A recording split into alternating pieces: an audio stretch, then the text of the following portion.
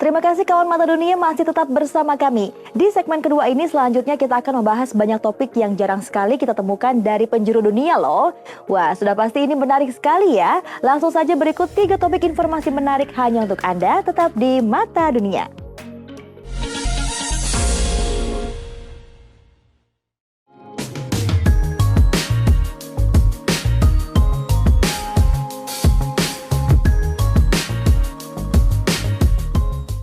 Kali ini kita kedatangan informasi dari negeri tirai bambu China yang sedang dilanda musim panas, di mana para petugas kebun binatang telah menyiapkan es krim dan buah-buahan segar untuk hewan-hewan agar tidak dehidrasi di tengah musim panas tahun ini. Daripada penasaran, berikut informasinya hanya untuk Anda. Peternakan di kebun binatang Shanghai telah menyiapkan makanan ringan khusus yang mencakup es krim dan buah-buahan segar untuk membantu hewan meredakan panasnya musim panas. Di sebuah taman laut, para peternak memberi hewan-hewan itu buah-buahan segar, sayuran, dan es krim. 我们在一天食餐的基础上，额外给他们准备2到3公斤的梨、橘子、火龙果等新鲜蔬果。此外，我们首次将他们爱吃的奶油制作成冰激凌，来丰富他们的消暑套餐。 Selain itu, taman tersebut menyediakan anjing laut dan singa laut dengan smoothie berisi ikan di dalamnya dan menambahkan es batu ke dalam air untuk membantu mereka menjadi dingin.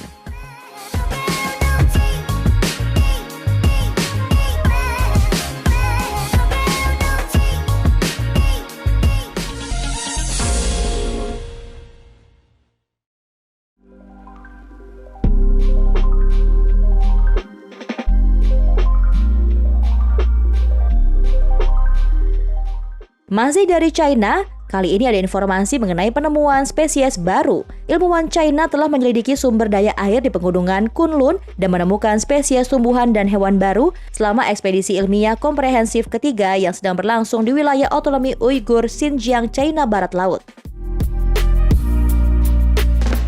Para peneliti dari Institut Ekologi dan Geografi Xinjiang di bawah Akademi Ilmu Pengetahuan China atau CAS meluncurkan ekspedisi pada bulan Mei lalu untuk menyelidiki sungai dan danau di lereng utara pegunungan Kunlun.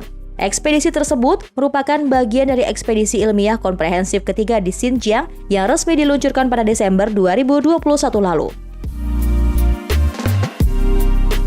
Para peneliti menemukan bahwa dalam 20 tahun terakhir, penyimpanan air tanah di lereng utara pegunungan Kunlun telah meningkat secara signifikan. Begitu pula jumlah dan ukuran danau pegunungan serta volume air sungai-sungai utama di wilayah tersebut.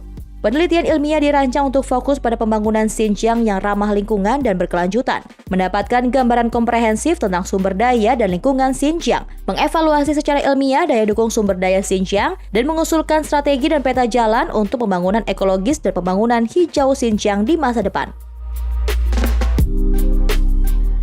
Tim ekspedisi juga telah melakukan survei sistematis dan penilaian keanekaragaman hayati di Xinjiang yang mencakup ekosistem penting termasuk oasis, gobi, gurun pasir, gurun asin, danau asin, rawa-rawa, padang rumput, dan hutan jenis konifera pegunungan.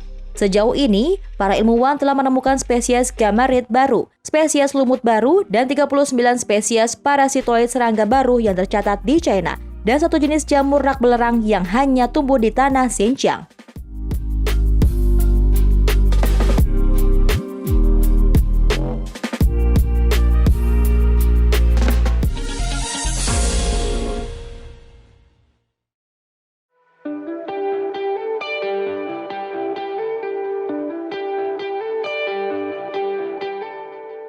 Kendaraan energi baru NEV sekarang menjadi fokus utama dari langkah-langkah insentif baru-baru ini yang diluncurkan oleh China untuk mendorong pemulihan dan perluasan konsumsi di seluruh negeri. Penjualan kendaraan listrik masih memiliki ruang yang signifikan untuk pertumbuhan yang telah mendorong perusahaan otomotif untuk mendiversifikasi penawaran EV mereka. Voya, merek dari produsen kendaraan milik negara Dongeng, telah meluncurkan kendaraan serbaguna elektrik pertamanya yang dengan cepat menjadi model terlarisnya setelah memasuki pasar global. Dengan harga sekitar 350.000 yuan atau sekitar 44.111 dolar Amerika Serikat, pembuat mobil baru yang inovatif seperti Voya membuat langkah dalam mendemonstrasikan pendekatan unik mereka untuk menarik konsumen kelas atas. Di samping fungsi-fungsi lanjutan, serangkaian tindakan pendukung juga telah diterapkan di China. Di showroom kendaraan listrik Dongfeng, mobil yang lebih murah dipromosikan melalui streaming langsung untuk menjangkau lebih banyak pelanggan, termasuk mereka yang tinggal di pedesaan. Subsidi tersebut mencakup model hemat biaya dan praktis yang ditujukan untuk merangsang pengeluaran kendaraan listrik di daerah pedesaan, di mana pasar yang belum dimanfaatkan sedang menunggu untuk dieksplorasi. Sementara itu, laju pembangunan infrastruktur pengisian daya di pedesaan semakin cepat. Selain berbagai langkah insentif, para ahli menekankan perlunya upaya intensif dalam penelitian dan pengembangan untuk meningkatkan kinerja kendaraan energi baru. Banyak pelanggan yang mempertimbangkan untuk membeli kendaraan semacam itu sangat menantikan peningkatan lebih lanjut. Karena infrastruktur pengisian daya tetap menjadi perhatian utama bagi banyak calon pembeli, upaya sedang diidentifikasikan untuk mengembangkan sistem pertukaran baterai. Pengembangan infrastruktur pengisian daya publik di komunitas lama juga sedang berlangsung, dan proyek-proyek yang mendukung fasilitas pengisian daya menyimpan tenaga surya terintegrasi mendapat dukungan yang lebih besar.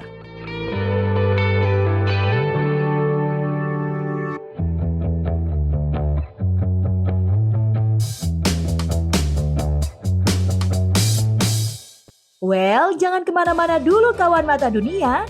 Usai jeda, kita akan kembali lagi. Stay tune on Mata Dunia.